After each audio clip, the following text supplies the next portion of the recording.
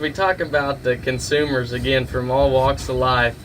Three factors really hold true, and that's the consumers after tenderness, juiciness, and flavor.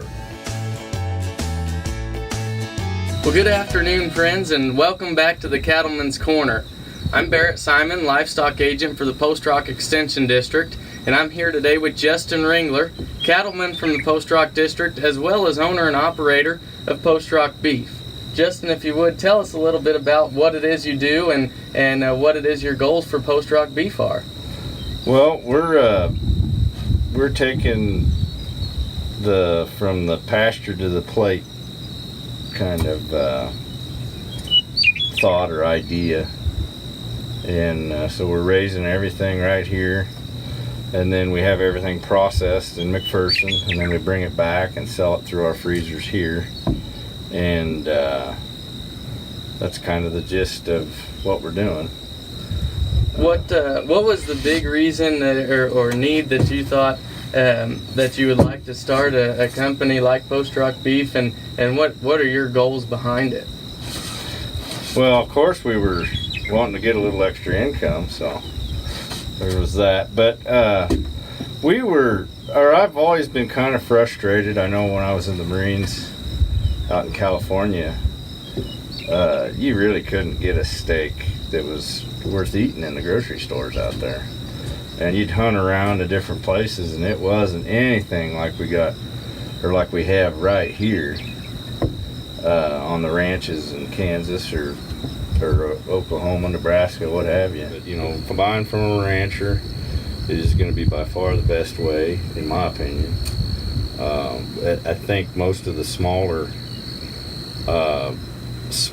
packers or smaller processors will age it just a little bit, and we go over the top with the aging to get more flavor and what have you.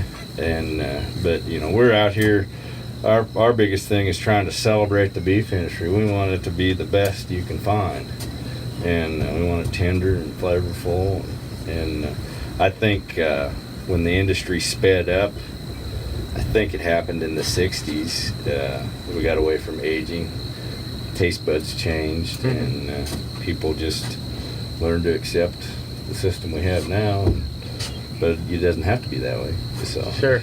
That's why we have Post Rock Beef. One of the biggest things, I guess, that to really help a person make a really good steak and have good luck making good steaks is use kosher salt.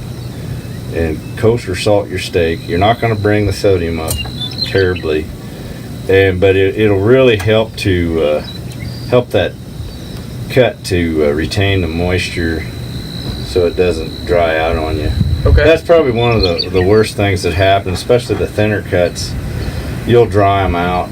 Talk about the consumers again from all walks of life. Three factors really hold true, and that's the consumers after tenderness, juiciness, and flavor. So as we start thinking about maybe a pair of steaks that are ever so popular and will be for a long time and always really have been, I would ask you to maybe compare a little bit some of your favorite cooking methods on the ribeye versus something like a strip steak, and what a consumer can maybe find differences, pros and cons of either of those cuts. Well, maybe it's easier just to go talk about all the cuts a little bit. You take the ribeye, it's going to be from the rib portion of the animal, and it's going to be more tender. As you move towards the ribs, you're more tender and a little more fat and flavor. As you move away, you'll get a little more lean, and maybe not so much flavor. A little harder to cook, sometimes easier to dry out. Your fillet is going to be your most tender. We cut all of ours pretty much, try to be the same thickness, so that, and then everything's individually packed. So if one person wants like a fillet and the next one wants the Kansas City strip, or the next one wants got a big appetite for a T-bone or the ribeye, you can cook them kind of at the same time and get along pretty good. Okay. Where you start getting thinner and thicker cuts, and even if you're at the grocery store or wherever, you want to try to stay with the same thickness. Otherwise, you're fighting it a little bit. You know, like Sure. if you want your rear to come out at the right time, and different things. So anyway, the ribeye is a real tender cut, a little more fat. The fillet is real lean and tender, and then you have the ribeye, and the T-bone is basically a fillet with a strip. So you're gonna have a real tender portion, and then you're gonna have that strip portion. So you're gonna get the best of both worlds. Sure. And it's a really good cut. And then your Kansas City strip. It's a nice, tender, flavorful cut. And then you'll go back to your sirloin. Just a little bit less flavor.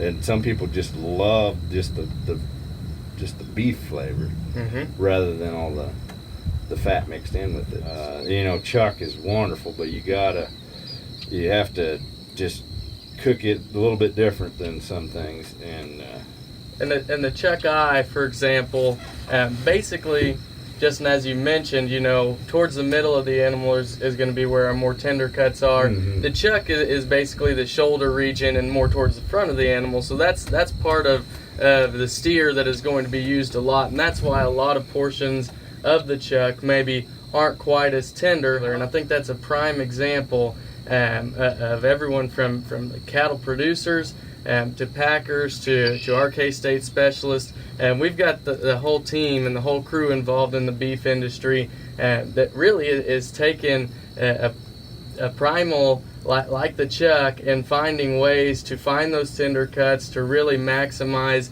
not only the value to the producers, but also the taste and the value to the consumers, and what those delicious cuts of meat that the consumer can get, as you mentioned, relatively affordable price. The way to explain is you've seen some of the advertising done with natural beef, organic beef, and different beef, and it kind of leads you to believe to put down other parts of the beef industry.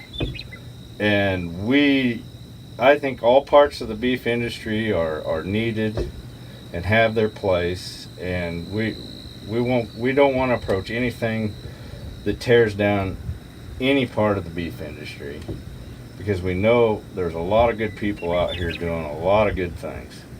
And so that's one of our approaches. We do some things a little different, but we're trying to get a niche market going. So.